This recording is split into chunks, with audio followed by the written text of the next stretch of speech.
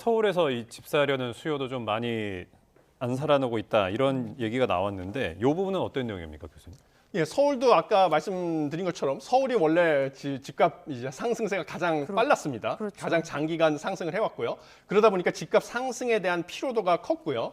그다음에 지난 9월에 작년 9월에 특례 보금자리론 일반형 공급이 중단이 되면서 특히 서울 외곽 지역, 이제 노원구, 도봉구, 강북구 같은 서울 외곽 지역이 가장 큰 타격을 받았습니다.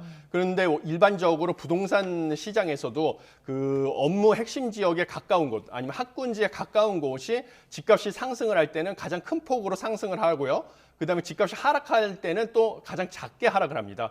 그래서 업무 핵심지나 학군지에서 먼 지역부터 집값 상승기에는 제일 늦게 집값이 상승을 했다가 소폭 상승을 했다가 하락기에는 또 제일 먼저 큰 폭으로 하락을 하는 이런 패턴을 보이는데요. 그러면 특례 보금자리론 일반형의 그 수혜를 받던 서울 외곽 지역이 가장 먼저 집값이 좀 큰 폭으로 하락하는 그런 식으로 하락을 하면서 전반적으로 서울 주택 그 가격의 선행 지표라고 하는 서울 주택 매매 소비 심리 지수도 큰 폭으로 하락을 해서 이게 100을 넘어가면 이제 상승을 기대하는 그 공인중개사라든지 주택을 구매하고자 하는 사람들이 더 많은 것이고요. 예. 하락을 기대하는 사람들보다 더 많은 것인데 100 아래로 내려가고요. 이게 95에서 114까지면 보합이라고 보는데 지금 보합 수준으로 지금 99.6으로 나타났습니다. 교수님 아까 잠시 말씀하셨죠. 노도강 지역, 예. 그러니까 노원구, 도봉구 그리고 강북구 지역에 지금 하락세가 두드러지는 상황이잖아요. 예. 아무래도 30대 영끌족의 유입이 좀 많은 곳이라서 타격이 클 것 같거든요. 좀 피해가 좀 우려되는 상황이죠. 예, 그렇습니다. 지금 아무래도 30대들이 기초 자산이 부족한 관계로 그 특례보금자리론 일반형을 많이 활용을 해서 서울 지역에서 주택을 매수할 만한 곳이 서울의 외곽 지역, 그 중에서도 노원구, 도봉구, 강북구 지역이 주로 그 타겟이었습니다. 그래서 그쪽에 주택을 많이 구매한 것으로 보이는데요. 예. 문제는 아까 말씀드린 것처럼 그 부동산 가격 패턴이 핵심 업무 지역 그다음에 핵심 학군 지역에서 먼 지역일수록 집값의 상승은 가장 늦고 하락은 제일 먼저 일어나는 그런 패턴을 원래 보이게 돼 있고요. 예. 그다음에 상승폭도 제일 적은 반면에 하락폭은 제일 큰 항상 이런 패턴을 보이게 돼 있습니다. 그러다 보니까 서울 외곽 지역인 노도강 지역이 지금 가장 큰 폭으로 주택 가격이 하락하고 있는 상황이고요. 그래도 지금 전분기 대비로는 지금 대부분 60% 가까이 하락을 했는데요. 그래도 전년 대비, 전년 동기 대비로는 여전히 상승한 수준입니다. 그래서 서울 같은 경우도 전년 동기 대비로는 실거래가가 9% 상승을 했고요. 전국으로 봐도 실거래가가 전년 동기 대비로는 2.78% 여전히 상승한 수준입니다. 그래서 전분기 대비로는 하락을 했지만 전년 동기 대비로는 상승한 수준이다. 그렇지만 뭐 중요한 것은 당장 30대 영끌을 해서 구매한 분들이 전분기 대비로 집값이 큰 폭으로 하락을 했기 때문에 네. 좀 마음고생이 심한 것으로 좀 안타까운 상황입니다. 예.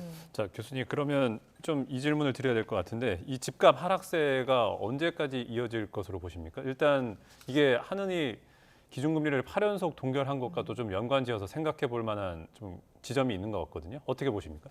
저는 상반기까지는 집값이 침체기를 겪을 가능성이 크고요. 근데 하반기부터는 집값이 상승세로 돌아설 것으로 예측을 하고 있습니다. 한 두 가지 정도 이유를 생각해 볼 수가 있는데요. 첫 번째는 한국은행이 통화정책 기조를 하반기부터 전환할 것으로 예상을 하기 때문입니다. 네.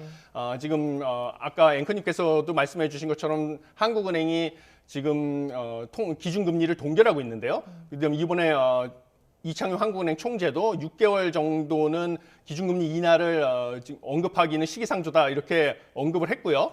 지금 물가가 하락하는 속도를 봤을 때는 빠르면 7월 달부터 0.25%포인트 정도 기준금리 인하가 시작될 것으로 보이고요. 그다음에 저는 한국은행에서 지금 수차례 올해 말이나 내년 초에는 2% 물가 안정 목표를 달성할 것으로 예측을 하고 있다라고 밝혀왔습니다. 예. 그래서 이 한국은행의 물가 예측이 지금 예상대로 진행이 된다고 하면요.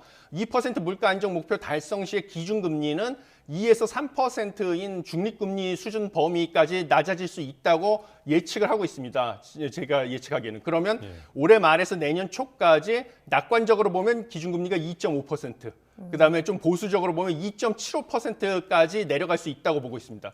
그렇게 되면 하반기부터는 기준금리 인하가 대출금리 하락을 유발을 해서 부동산 수요가 상승을 할 수 있고요.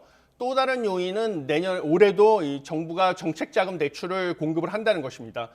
첫 번째는 신생아 특례 대출 예. 27조 원 규모로 공급을 해서 9억 원 이하 최대 5억 원까지 대출을 할 것이기 때문에 이것이 특히 아까 말씀드린 노도강 지역 같이 수도권에 9억 원 이하의 주택들이 몰려 있는 지역의 부동산 수요를 다시 끌어올릴 가능성이 있고요. 예. 그것뿐만 아니라 특례 보금자리론이 이달 말에 종료가 되는데 그것의 후속으로 보금자리론을 재출시할 것을 지금 검토하고 있습니다.